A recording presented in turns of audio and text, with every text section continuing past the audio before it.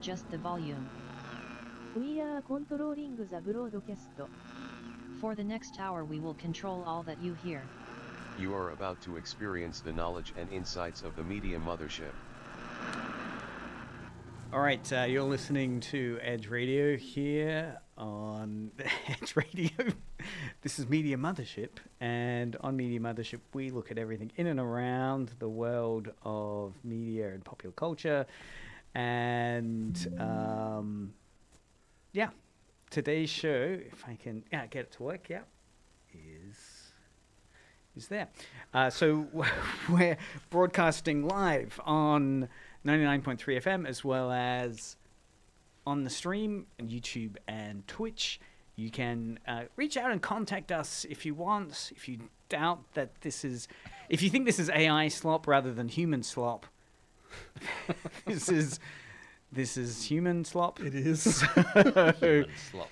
You can SMS us directly in the studio on 0488811707, or you can bring the power.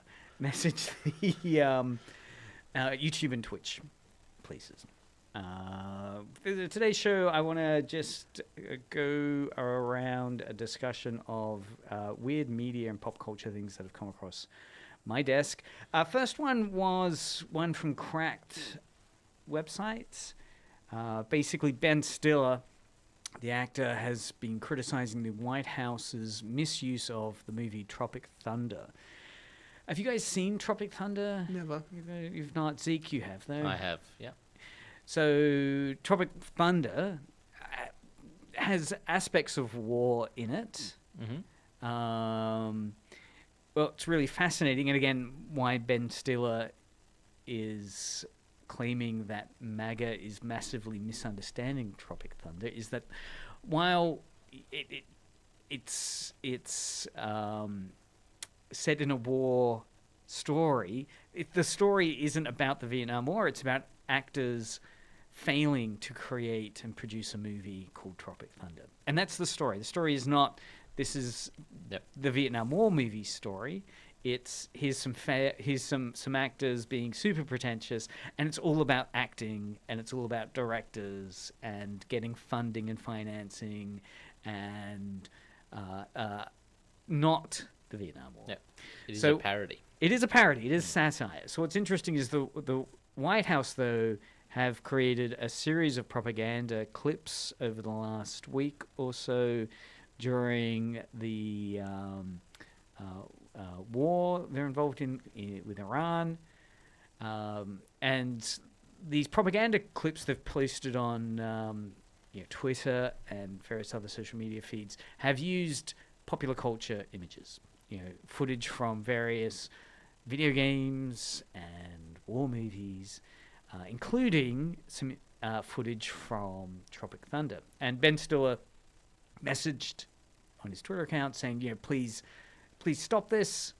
Don't use my film for promoting military action and economic policies that he agrees with. So Stiller's publicly objected and argues that the film was being weaponized for political purposes, the Tropic Thunder. So he said that the film's actual satire was also misunderstood. Tropic Thunder satirizes the self-absorbed actors who mistake playing soldiers for understanding real warfare. Right? Ben Stiller was interviewed and he says, one of the reasons he wanted to make the satire of making a war film was the frustration he felt talking to actors who had starred in war TV shows and war movies, relating their experiences of getting fit and learning how to be a soldier for the movie as equivalent to being in war, right? They talk about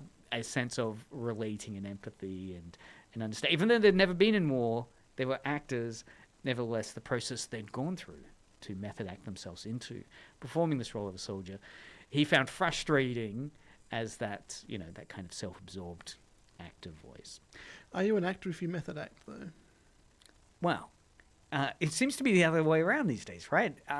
If you don't method act, are you an actor? Right? Yeah, I mean, method acting seems Garbage. Absolute garbage. I mean, well, here we have. I mean, this is why I've brought Lord Taylor on. Of course, well, who are we on this show? You're listening to Media Mothership with Dr. Craig, co-host B.A. Zeke, and Lord Taylor. Lord Taylor, you've put many hats on. Mm-hmm. I mean, at the moment, you're co-hosting as the Lord, but you've also method acting. You've also acted. Yes. So on stage and screen. Stage and screen, that's right. Look at the IMDb page. IMDb. You mentioned last week. I mean, do you get it, that kind of you're satirizing the craft of acting? I know Timothy Chalamet has been interviewed, right. and isn't that his name? Wait, you say Charlemagne? Charlemagne, right? It's Chalamet. Chalamet. Yeah. Charlemagne, of course, the 1200 ruler of Europe from the Byzantine Empire. I thought he was a direct lineage from that. But he obviously takes it very seriously, as that method acting vibe conveys. So this brings us to the point where we're saying method acting and that idea of self-absorbed actors seems to dominate. What's your take on that? Have you encountered a method actor? Yeah, method acting's rubbish. Method acting is what people who can't act do in order to become actors. From what I understand, this is a lay interpretation. It's where you take on that role and you don't come out of it. Like Daniel Day-Lewis, right? He'll be in character and you might perform and act in that role. So, for instance, if your role in a film was a teacher, and like Buzz Aldrin in the moon landing film that happened. Yeah. Is this the conspiracy theory? You're trying to get this show to appeal to... They were all method actors. Yeah, you're trying to broaden our audience to include conspiracy theory people. Thank you. Always appreciate that. SMS in now. If you have your Stanley SMS your Kubrick best conspiracy theory. Always keen to give you a profile and voice. So yes, method acting. Have you done it? No. Why would I? Because I can actually act. So what is it? What is method acting?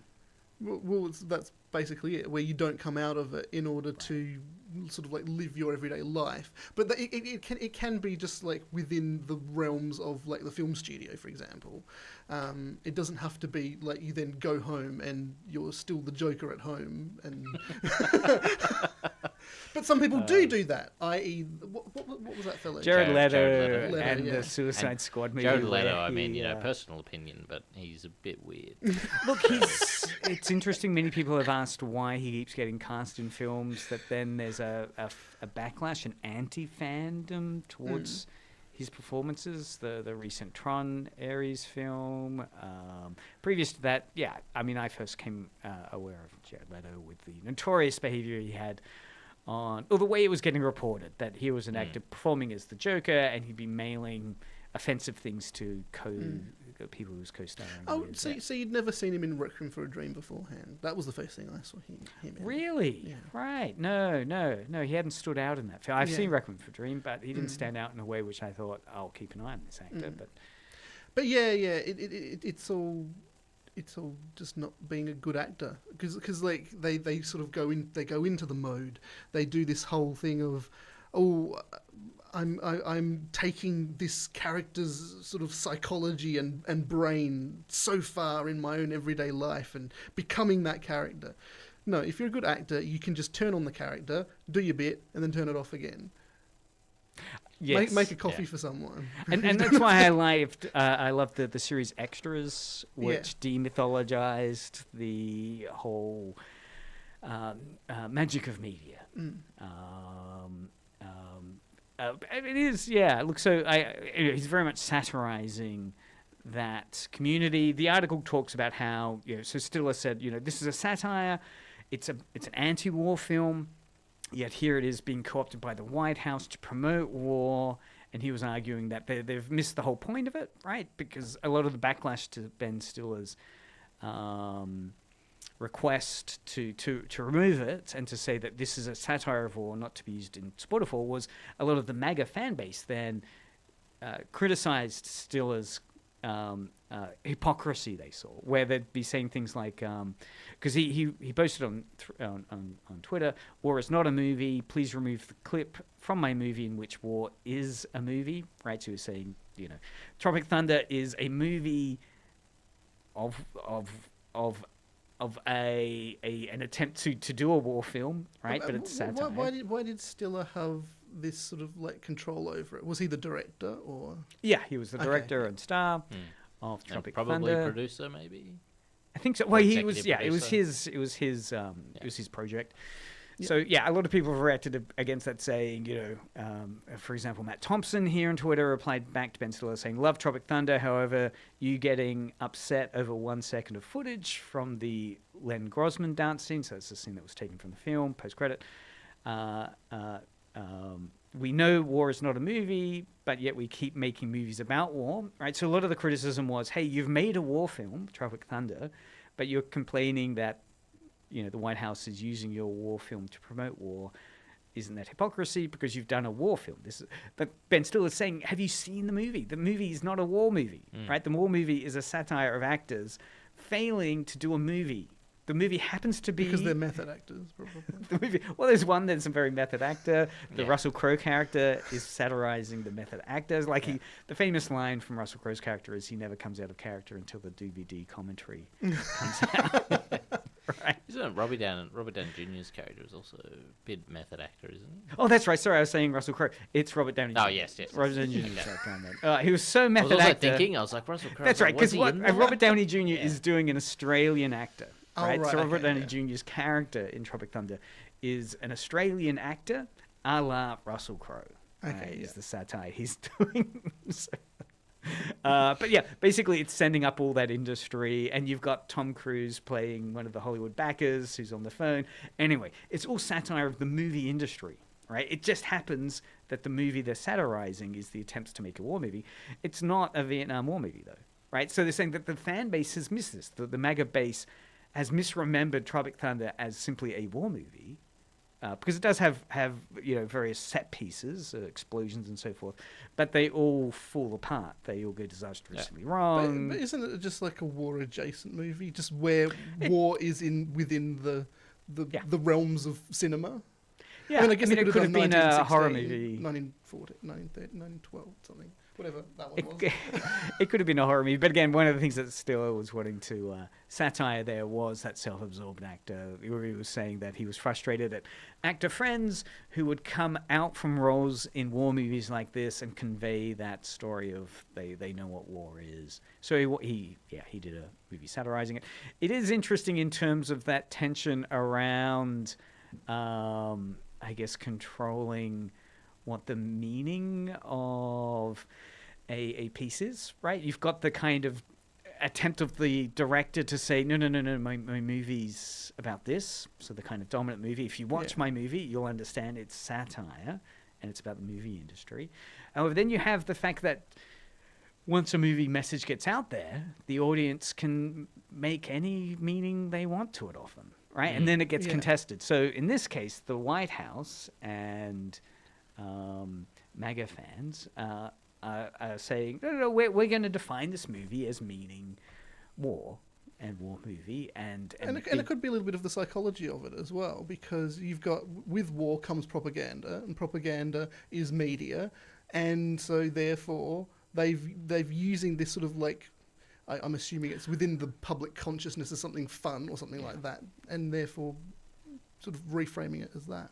Instead. Yeah, look, and that's the conversation it's entering into today. That while Stiller's saying, that this movie should be understood as a satire of Hollywood racism. So if we're taking some cultural studies theory, Stuart Hall's encoding decoding model. I'm sure we've done our readings for this week. Stuart Hall, read it, encoding decoding. So basically, it's a theory which tries to explain how you can have moments like this where audiences and producers have different visions or different meanings of what they're saying. So the dominant reading, right? So if we have the author as the dominant voice, right? The author's saying Tropic Thunder means satire, but then you have the next reading, which is a negotiated reading, right? So the the kind of Oh god, I'm having flashbacks to about 10 years ago. it's good, isn't it? PTSD. It's like Vietnam. you have kind of some people unpacking it, saying, "Well, yes, while it was satire, nevertheless, this scene is kind of full of action, full of war." Right? There are scenes within Tropic Thunder which are full of guns and explosions and fit perfectly if you're wanting to promote war. And of course, you have the oppositional reading, which is also there, saying that the Hollywood industry is too woke, and a kind of unproblematic war movie can't be done today, which is the kind of co-opting the White House's making of these films to say we're doing this is Hegsworth's kind of addresses to the nation, or the U.S. nation, where it said, Hegseth? Hegseth, that's it. I'm thinking of Harry Potter, the Harry Potter character. Hegsworth. I say Hegsworth. Slugworth. Hegseth. Thank you. Fact-checking me here. Yes, Always keep live the on air. fact-checking on air. Hegseth saying, this is the U.S. military without, any wokeness to it. It's all guns blazing, which is where they've co-opted these images from. Have you seen them? Some of them are atrocious. They've got like the kind of GTA images, video game images that then cuts to war footage. So it's a real co-opting again of these images to promote the propaganda, really, of war. That war is exciting, war is full of explosions and full of action, which is why a lot of people have flagged this as kind of, why is the White House co-opting these films to create propaganda? So yeah, very, very problematic. So that's come out just recently around the selling of the Iran war to the American people through that pop culture and discussion, and using video games and various other forms of entertainment. Which brings me kind of to the next point. I do have a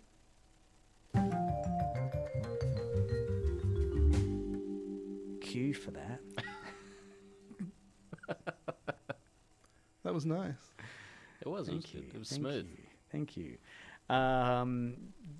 Kotaku. We'll do the Kotaku and PC Games article. So Kotaku's reported on gaming's console war has been replaced by an attention war with gambling, porn, and memes. Although Australia's hit a roadblock with that because of the new identity requirement legislation. Can't watch memes anymore. Can't watch memes. Not the ones you watch, I guess. You need that adult sign in to watch the memes you watch. So basically, this article's talking. SMS it now. Gaming faces an attention war, right? So Kotaku's saying that traditional AAA gaming is plateauing while competing with TikTok, OnlyFans, sports betting, and online casinos for consumer time and money. That's so sad. Yeah. Because we can't do online gambling in Australia.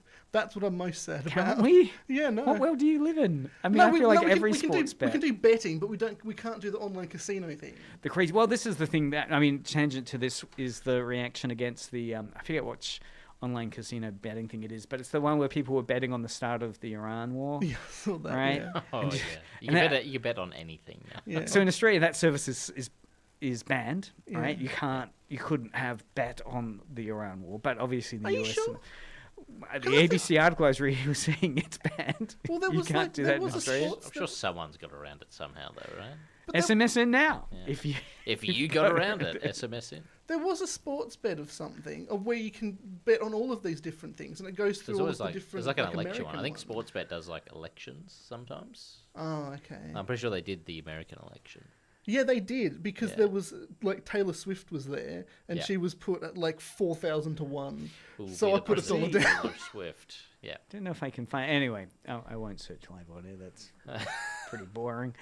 But I know, there was an article talking about how yes. But the main point here is that spending on these online betting spaces, OnlyFans and TikTok monetization spaces. I didn't know that were is betting spaces. generating, merchandise on TikTok, I guess, and OnlyFans, isn't that? I think you said kind of- merchandise on only. OnlyFans.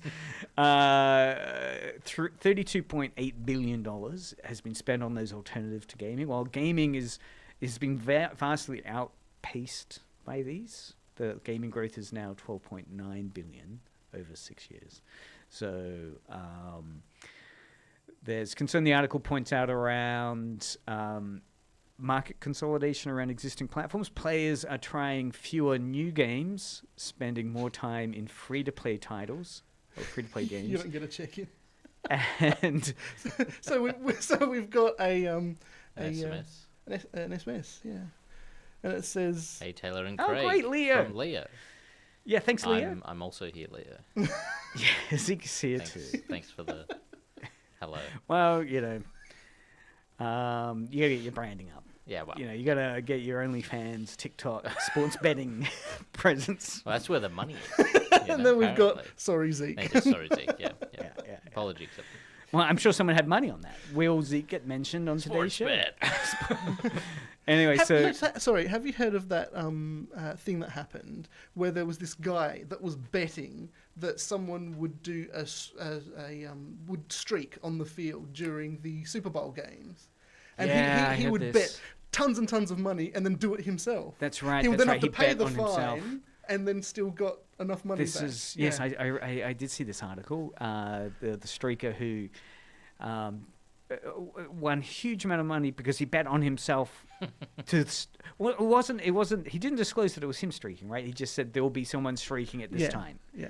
and of course it was him that streaked. That's So it seems insider trade. It seems, yeah. Well, again, that's the thing that people are saying about the Iran conflict. So many people want money out of that bet for the Iran war that they're saying this must caused the war. be an insider trading thing. Yeah. Trump doing it. Anyway, so there's concern that people are spending less time in AAA games. They're spending more time in free-to-play titles. Okay, can I say so? Obviously, it's framed as like people are going to porn and OnlyFans, which I suppose is also just porn, and all these other things. But like, surely it's also people going, I don't want to play AAA games anymore. I want to play like what? Triple X Double. games. No. That's great. That's great though. That's good. Perfect timing.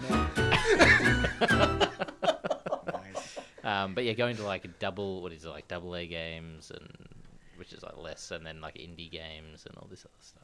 Cause, Yeah, look, I do think the AAA games, I think there's been frustration at the length of time that have taken between AAA games being produced. So we were talking off air about GTA 6 Yep. and, whenever that might come out, the expectation around it. Also, they absorb so much money and financing from the game industry that could that money have been better spent over that period of time instead of... And because there's so much pressure to succeed in those spaces, obviously you've got, the formula works, so let's not mess with it. So conservative kind of creep comes into it. And maybe that's one of the reasons for dissatisfaction. It's just sort of also the fact that these indie developers have got so much of like good tools to work with now as well. I mean, because you've got the game of the year, which was Silk. What? Was it the Silk one? The Australians? No. Was that an app? No, No, it was a game. It was Claire Obscure Oh, yeah, the French. Expedition 33. Yep. Didn't the Silk... Anyway. I think it was just very popular. I think that's Yep. yeah. Sort of, Which was a very distinct game, right?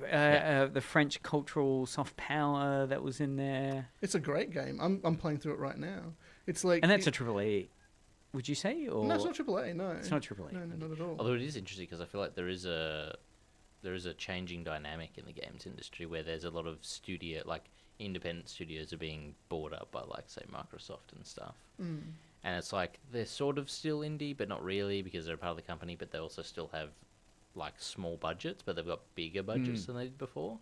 But so they're still indie, but not really. So it's like starting to muddy the water. And I think that's because like these companies see that indie games are getting so popular that they're trying to sort of, I don't know, astroturf it maybe in a way. Be interesting, yeah, to Yeah. life cycle Mm. of the games industry space. I know in Tassie there's some games developers.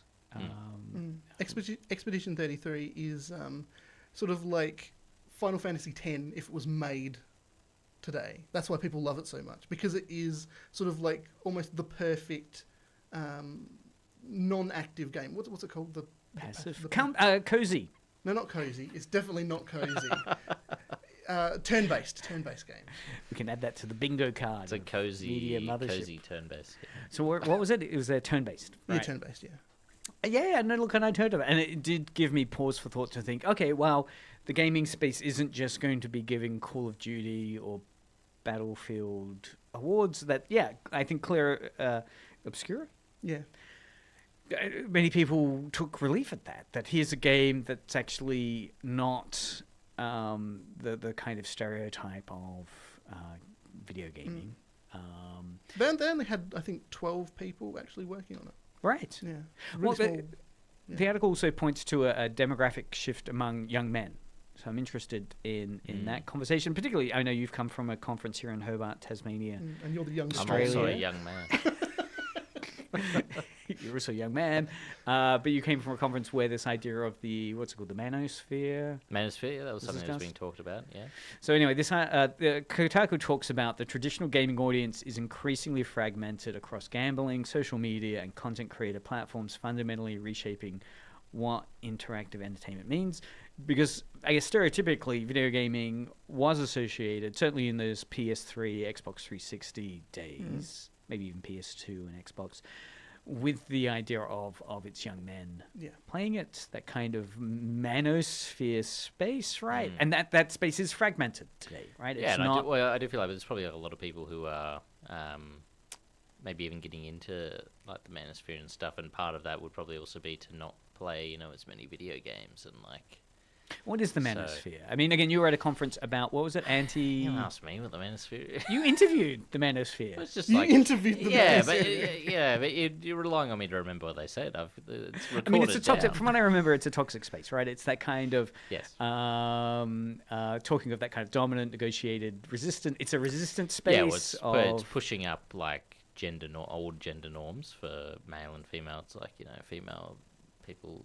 They're in the household, blah blah blah. so it's wanting that conservative. I want a that kind submissive wife who will cook. Yeah, me. so but Right. particularly it's like to target particularly men who are feeling very lonely and isolated as well, and trying to get them with the whole idea of being like, oh, you've got to be independent, you got to get out there and like framed as being like you're bettering yourself, but then actually they're like pushing you into this sort of more isolation, toxic behaviour, potentially violence later down the line. Andrew Tate. And also taking money from good you example. because they'll sell courses and stuff as well. So And I would say gaming used to have that status as being one of the interactive entertainments for masculinity, right? The Call of Duty, Battlefront, and you saw that with the Wii, Super right? Smash Way Brothers. back. Well, I mean, I'd say Nintendo and Wii were really interesting at pivoting away from your PlayStation, Xbox audience, right? And these are gross generalizations, but at the time, I think there was a huge backlash against the Wii. And the Wii spokespeople and PR was all around, this is family gaming. We're not targeting this audience. We're not about games for young boys that are violent. This is... And it was... Spyro is toxic masculinity. Well, yeah, no, it wasn't Spyro, right? But they had Spyro, they had Mario, they had Wii Fit, they had the... all these... Mario leads to Oprah was violence. playing it, right?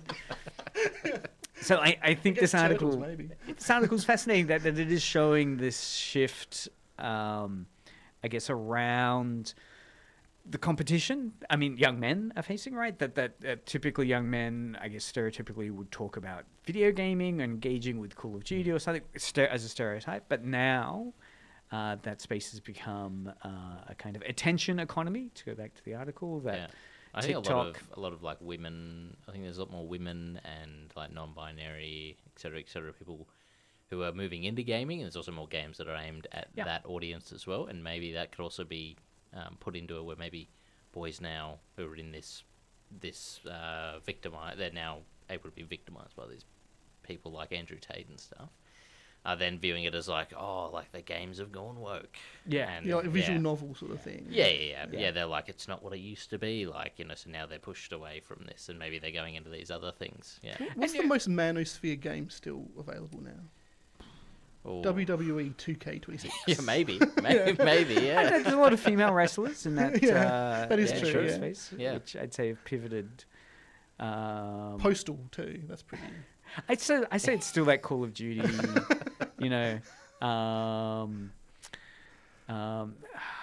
mean, well, to continue, I guess let's look at PC Gamer. So they followed up a similar article. Video games are losing in the war of attention. Analysts say many of the industry's biggest markets are spending less time on gaming. They point out that the gaming participation decline in the major markets, which they define as US, Japan, South Korea, UK, Germany, France, Canada, and Italy, have fewer people identifying themselves as regular gamers, right? So when they're asked what they do over the week, less people are identifying themselves as saying, well, I gamed regularly.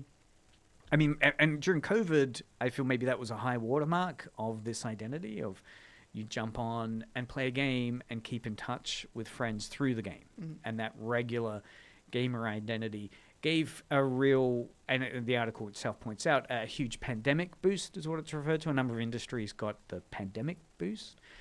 And the video gaming industry was one of the biggest recipients, I'd say, of that pandemic boost. But now that's very much fallen away. And while there are countries like Japan and Germany which are bucking this trend, those countries, interestingly, Japan and Germany, are still... What's a German game? Well, I mean, what is a German game? Yeah, SMS. Yeah. I don't know. I've looked at my metrics. I do not have a German audience. Okay. Maybe they like Japanese games. Oh, they're playing. I thought it meant that they were making the game. No, this is like Japanese people play Oh, play more games. a lot of games. Yeah, Okay, I think okay, the Japanese Japanese ones. gaming industry is more straightforward. I was thinking you can only have so many games about Oktoberfest. I don't think there are any. Anyway, well, I mean, Angela Merkel famously loved Farming Simulator, Oh, right? really? When she looked at various, there was a game expo in Germany, and there's all this footage of her. Maybe enjoying they farming. make like car games. Oh, okay, yeah. That Yeah. could be something. Yeah, I mean, we're trying to be kind of essentialist. Yeah. Being like, what's the Australian gaming industry? Well, I'm sure there's something about crocodiles in the games. But are people turning away from games because they're getting worse, or because The article's suggesting it's competition. I'm assuming Is this method? Yeah, this is method. I'm assuming that this is including online multiplayer games as well.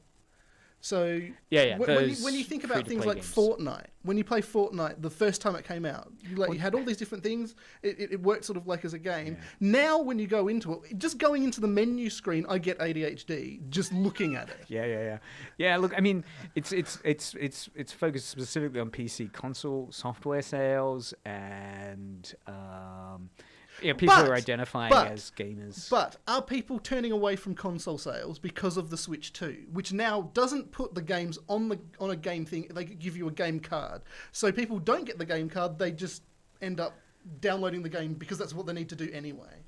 Is that putting it down? Is that the same with the PS4 and stuff like that? I mean, because there's the new PlayStation, well, one of the new ones, you can't actually put a CD in it. Right. You have to download it. So is that part of that, or are people just going onto the PC and then streaming it to their TV in order to do that? I mean, that data should still show up as they've gamed. Yeah, but if they were doing it through Steam and streaming it to their television, they would just buy it on Steam and then do it anywhere that they wanted Look, to. yeah, I mean, I think you are raising a good point around the digitization of game content and how that can affect how easy or not it is to use that product. I mean, the article is pointing out that it's an attention competition thing where TikTok, OnlyFans, and AI apps. Rubbish. You don't feel that? I mean, your consumer habits haven't went that direction, have they? I mean, they're still very. They have. Oh, really? So I've gone onto Steam how do you because I'm streaming stuff more now. So instead of buying it on a console, I'll buy it on Steam on my PC that I can then stream to wherever I need to stream it to. But I see that as still gaming. right? I mean, That's you would gaming, still but it's identify not a console, which is what that's Oh, talking no. about. I mean, it's still. I mean, it talks about PC. I mean, I haven't drilled into the micro data, but it says total PC console software sales. I'd be surprised if they haven't included that. I mean, I think what they're talking about here are broader trends. I mean, it's unusual to me because I'd felt the story that I'd been receiving when GTA 5 came out, that it was the biggest selling entertainment product of anything, right? It outsold movies, and it was that high watermark of saying, wow, the gaming industry is here. Gone are the days that video gaming was relegated as a kind of awkward pastime you did as a teen boy or you only did as a kid. Now it's attained that level of cultural ubiquity and sales growth, which is the top, right? It's the apex. But now they're pointing out that actually those sales have plateaued and in some areas descended, including what they define as the stereotypical core demographic of young men, 18 to 35, who are not identifying or playing games as they once were. I'd be interested though to see like I feel like if GTA 6, I don't know when it's meant Brings to them drop. back. Yeah, but like I would feel like if that dropped, it would then be like, oh my god, like this has now eclipsed the target again. Maybe I'd be wrong, but I feel like it could also just reignite a bunch of people to go like, oh, I'll get GTA 6 because I remember GTA 5. And then, maybe. And then it'll break all those milestones and they'll go, oh my god, is the gaming industry actually Regenerating, resurgent? yeah. Or something like that. Like, And maybe it goes back to your point. I mean, another reason why maybe gaming is struggling is the point you were saying when you do go into games, which are maybe free-to-play games, or you're hitting that menu screen where there's like war bonds or whatever they call them, the Battle Night, Fortnite Pass, the Fortnite Battle Pass. There's a Fortnite billion Battle different Pass. Yeah, where and again the article points it out that the monetization pressures have been intensifying, right? A shrinking player base has forced many remaining gamers to bear greater revenue demands, creating worse player experiences and making it harder for new games to succeed, right? So if you have fewer gamers in these big, massive multiplayer games, there's going to be more attempts to wring blood from a stone from them. And that exhaustion, that kind of, I mean, it's interesting. I was looking at some of the comments from this article, and the first one really caught my attention around that idea of, it's from Purposely Cryptic, saying, the reality no one seems to want to accept, infinite growth does not exist, market saturation is real, as our market fluctuations, numbers go up here and down there. It's only really a problem when you deny basic logic and not only expect but demand infinite growth. That's what destroys businesses. I think that's similar-ish to the point I think I was trying to make just before, that like, if GTA 6 came out, it would, then you would have your uptick, and then eventually it would probably plateau again, go down, and then it would come back up again. Like, it can't always grow. Obviously, companies always want to grow, and they try their damnedest to make it grow every single year, record sales, but like, it doesn't always work out that way. No. Imagine getting GTA and Elder Scrolls out in the same month. People would lose their minds. But it is, I mean, look, it is interesting,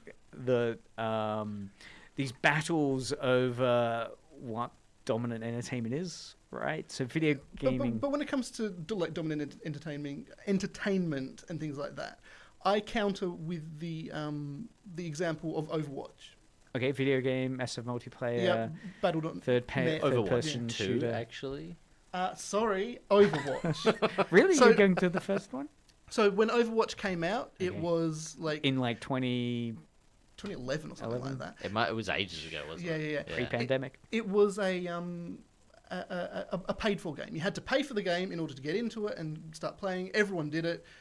Did you do it? No, I did not play. He didn't do it. I Not did everyone it. did it. But everyone I knew did it. One of three. 1 in 3 did it seems. And it was a really good game. And then they started people started sort of getting everything that was available in the game, and so they'd release more, but everyone would get all of that again. And then so they thought, okay, we're going to make it free to play because we're getting people stop playing us now. So we're going to go free to play, make it Overwatch 2, which is the second version, change pretty much all the characters and everything that happens, and add in all of this like battle passes and stuff like that. And it fell off even more. People hated it. Yeah. and now it's back to Overwatch. Overwatch 2 is Yeah. no more. Really? Overwatch 2 has been renamed Overwatch, and they've brought in all of the different things that made the first one so good, including the they've changed it back. the loot boxes. Because they got rid of the loot boxes because China didn't like loot boxes, and now they've brought them back again, and now everyone's playing it again.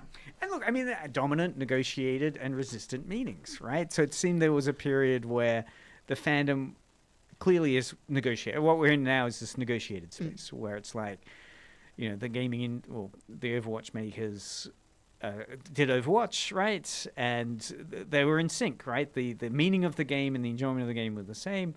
But then they released the new one, which caused a lot of people to resist it. And now there's this negotiated product, which hopefully has both the values the gaming industry or producer wanted to bring to it. And do you play it? Do you? Yeah. I have specifically. What's your game I've name? specifically my handle. I have specifically bought the battle pass for this sort Holy of cow. one to sort of like say everyone hated the second one. Yeah. Don't ever do anything like that again. Right, so Come back to this. you've bought it as a vote for... Essentially, yes. You've used your consumers. You've used your Consumer. right as a consumer. Yeah. Yeah, exactly. Yeah. Well, yeah.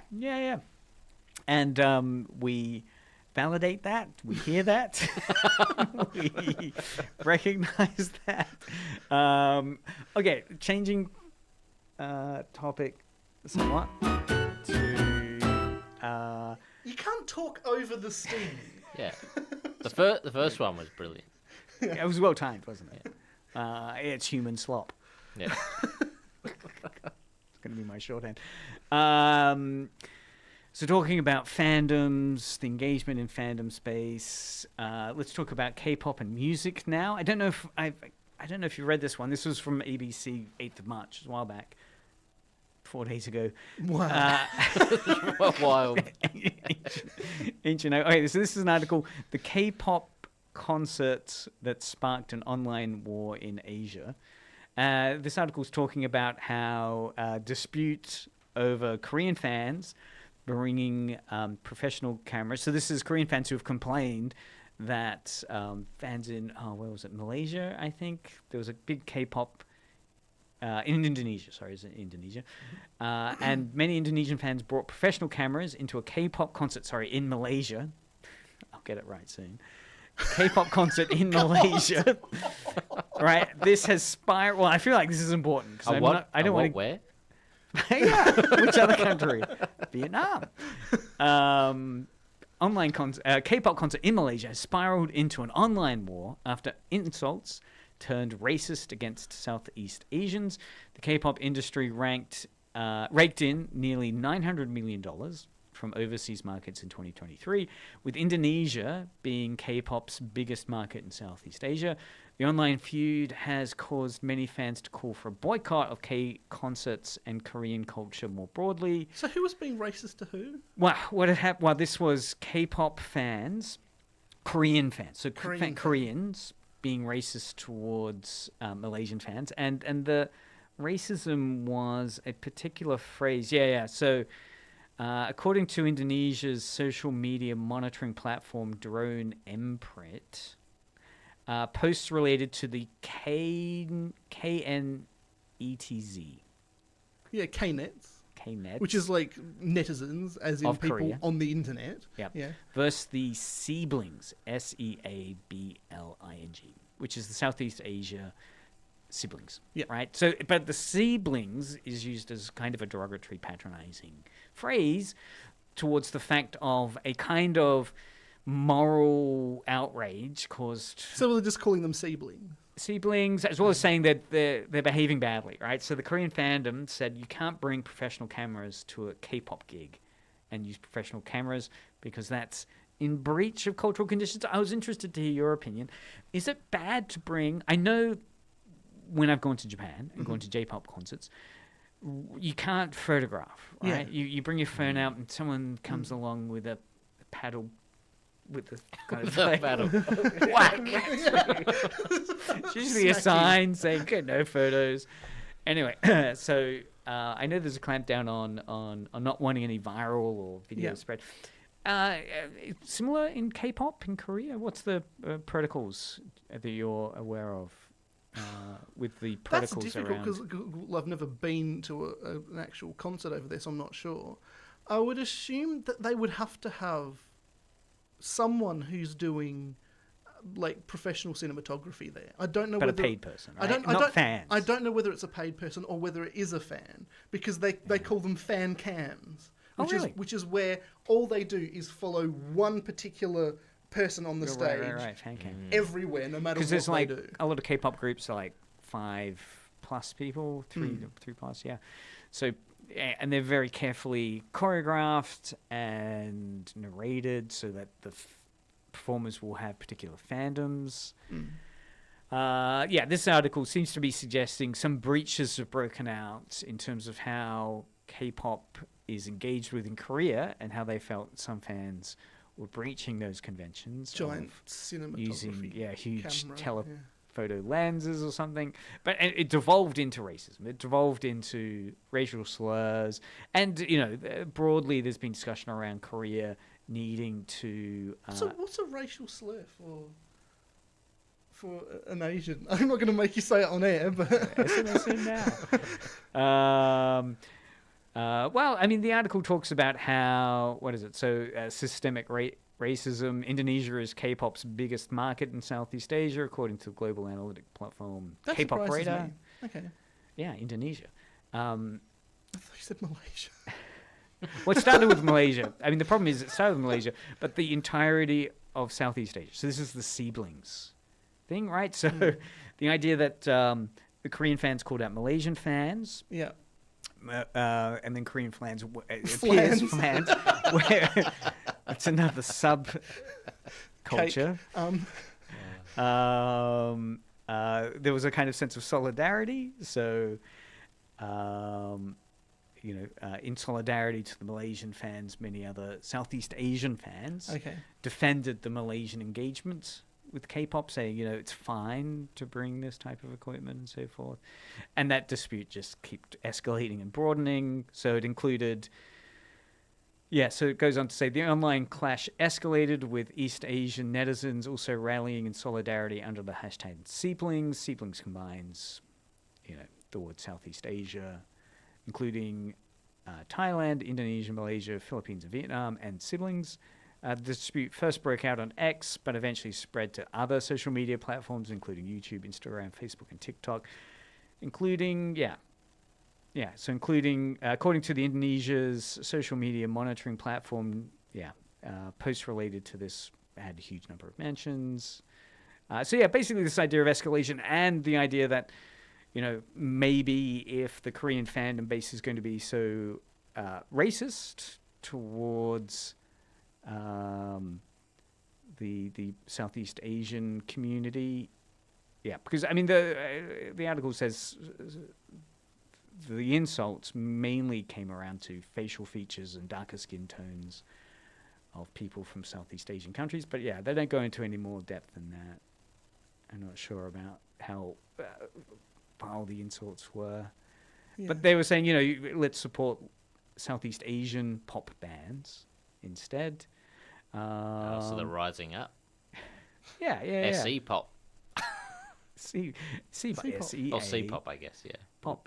And more broadly, they're pointing to a cultural lag that, and this is what I found interesting. The article ends with this point of saying, Korea's popular culture has attained huge global prominence. K-pop, Korean dramas, it's enormously big. But people are pointing that this online stoush, right, between Southeast Asian fans and Korean fans is showing many people are pointing to a cultural lag, a lack of kind of cultural acceptance of other countries and identities engaging with it that doesn't devolve into racism, that it seems that Korea escalated quickly towards racist insults between fandoms.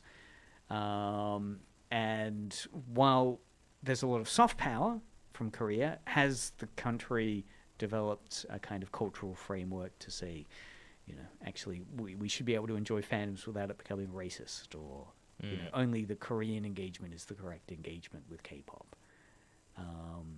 It's so weird as well because they're trying to export like all of these aspects of Korea currently with all of these things, K-pop.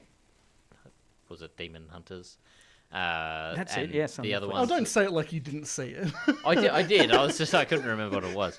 And then, which I've watched all these, but like the physical. I don't know if you watched Physical 100 and Physical Asia, which is also a Korean show where the first two were about like 100 Korean athletes, and then they try to find who is the best by putting them through a bunch of different challenges. And you say you didn't go on the Manosphere. No, this is different. This is on Netflix. Okay. This is much more progressive. And so they did 2 seasons of that, and then they did Physical Asia, where they actually picked teams and included like the Philippines, Mongolia, Indonesia. I don't think Malaysia was there, so maybe there's something to read into about that. But but Australia was in there as well. Got robbed, but I hope you didn't put any money on it. No, I didn't. And then I think that there's a cooking show as well. There's a Culinary Class Wars. Well, look, Also very good. And I know you sent me an article last week. There were a number of articles. We won't have time to get around to it in much depth, but ABC News has been reporting quite a few stories. One titled "Why Gen Zs on Social Media Are Having a Very Chinese Time in My Life," and the other one, "Gen Alpha is obsessed with all things Asia, and a futurist says they will shape Australia's culture." So both those articles are talking broadly about cultural trends they're seeing, where rather than Asia being exotic within Australia, it's becoming normalized. It's becoming, various Asian food, for instance, which would have been considered exotic or a special trip to go out to, is now banal, right? So they're saying much like soy sauce is pretty much not considered an exotic condiment, right? Most places have soy sauce. You can put it on things. My grandfather, when he'd go out and we'd have soy sauce, he would say, "Ew, foreign muck." Right. Yeah. That's what he loved to Exactly. say. Yeah. Okay. That's a great example of it. Yeah. That generational shift. Yeah. I feel like a lot of people, like I have like Japanese food or some other like Asian cuisine quite regularly, probably like every week. Yeah. So. Exactly. So yeah, they're saying a very. Do you hate your Chinese country?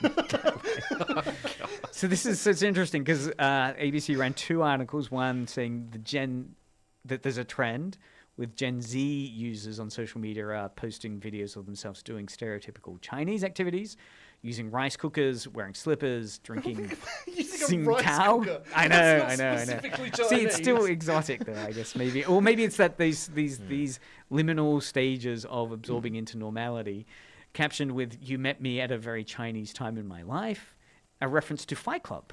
I can't remember that reference. I can't I've remember seen that Fight reference Club. either. That's gone viral globally, including among non-Chinese people. And again, the article says there's a shifting perception, the trend representing a significant change in how Chinese culture is perceived in the West, challenging historical negative stereotypes, with some Chinese Australian creators having mixed feelings given past demonizations of China. But, it's expressing this kind of cultural valuing of China.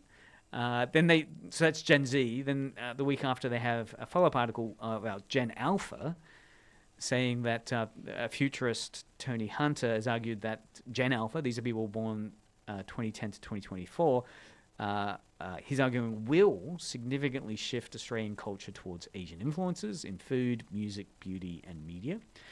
And it's driven by the fact that the largest Gen Alpha populations in the world today, like the population centers of the world which are booming youth populations, are India, China, and Indonesia, have increasing birth rates and increasing demographics in this area. Cultural integration is already underway. It points out trends like K-beauty, Korean Oh, absolutely. gochujang, Gochujang. which is a drink, which is a food, which is a greeting. Gochujang's a spice paste. My man. Knew it. Thank you for fact-checking. China maxing and fusion music blending Asian and Western instruments are already emerging. So K-beauty